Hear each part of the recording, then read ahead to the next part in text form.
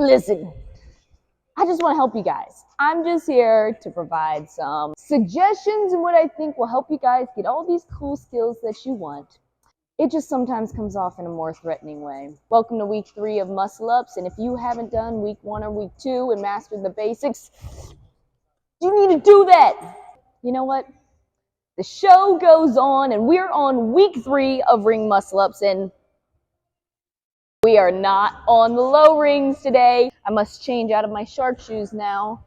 Here we go, team. This is where it gets fun. Week 1 and week 2 were cool stuff, but we were on the ground, on the low rings, building up a strong foundation. Now that we've made it to week 3, we're going to start getting a little bit more dynamic. We've got 2 things to tackle in week 3 of Ring Muscle Ups. I'm going to need to get a little bit fancy with this setup. So what I'm standing on right now is a box. I got another box off to the side of me, and it makes what I call the little trench between the rings. So our first drill to tackle on week 3 is going to start from these 2 boxes, and you're going to need to be on a set of high rings.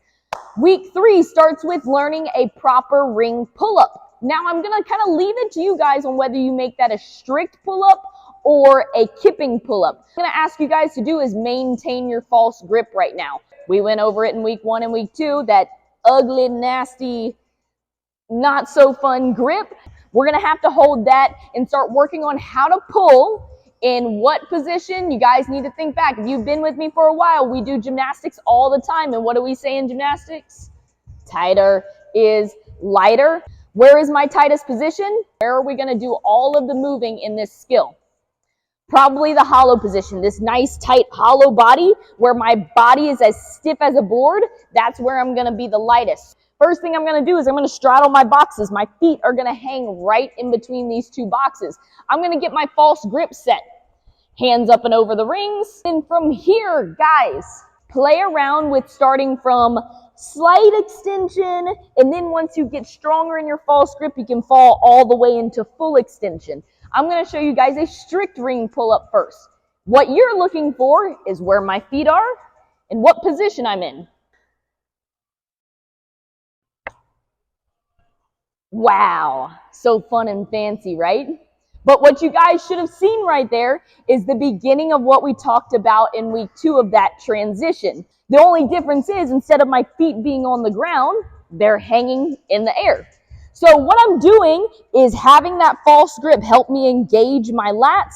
My body is staying tight, which means my toes are in front. I can see my toes. If you watch it again, watch what my shoulders are doing. Simply leaning back because I'm doing a really deep, really low pull-up, a very big pull-up. This is what I see happen a lot when people go to try to pull on the rings for the very first time. They're like, oh, just get my chest up to the rings. That's what we're trying to get to. And we usually fall into this ugly, overextended arch position where my body feels super heavy and I'm not going to be able to pull those rings quite as low. Eventually, we want to be able to kick it up a notch to a little bit of a kipping version.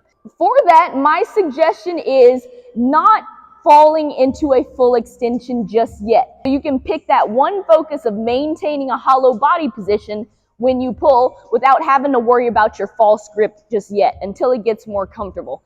I hold a 90-degree angle at my arms and just work on hollows and arches from my midline and then make sure I'm learning to pull when my body's in the hollow position.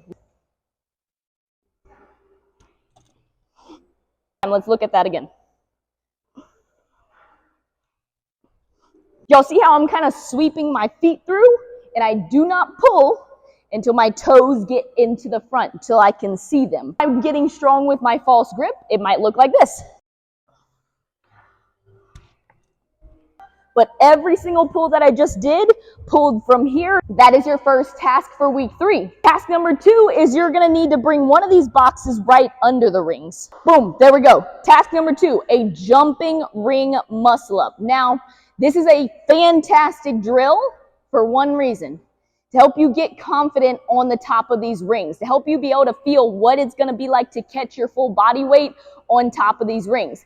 I'm not a big fan of incorporating jumping ring muscle-ups or even like bar muscle-ups, jumping bar muscle-ups into workouts because they're not helping you build up a lot of strength.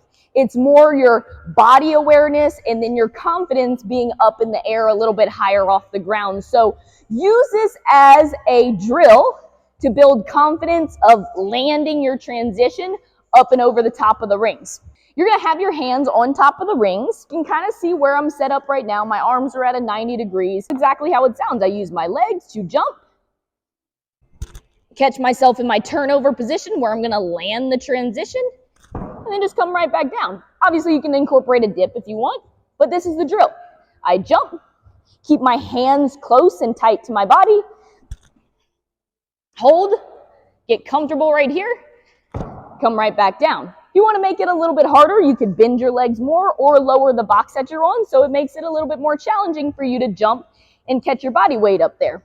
Bonus tip when it comes to something like a jumping ring muscle up, it being that confidence builder type of drill, is your tool of visualization. What I like to challenge some of my athletes to do, especially on this drill when it's not quite as crazy or there's not as many moving parts, is spot somewheres.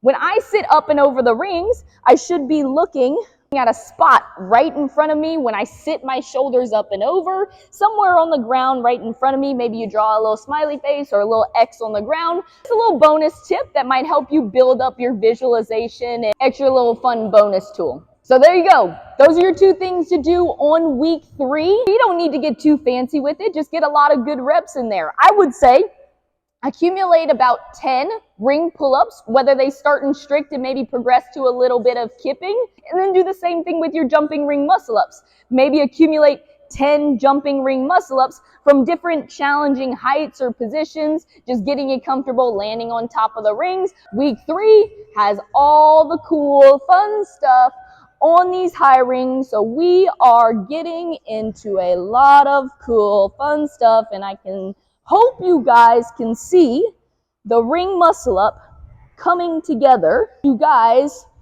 feel confident, feel strong, and know what you're doing and not just flinging your body all over the place. And we'll get this skill down. All right, I'll see you guys for week 4 in a little bit. Bye-bye.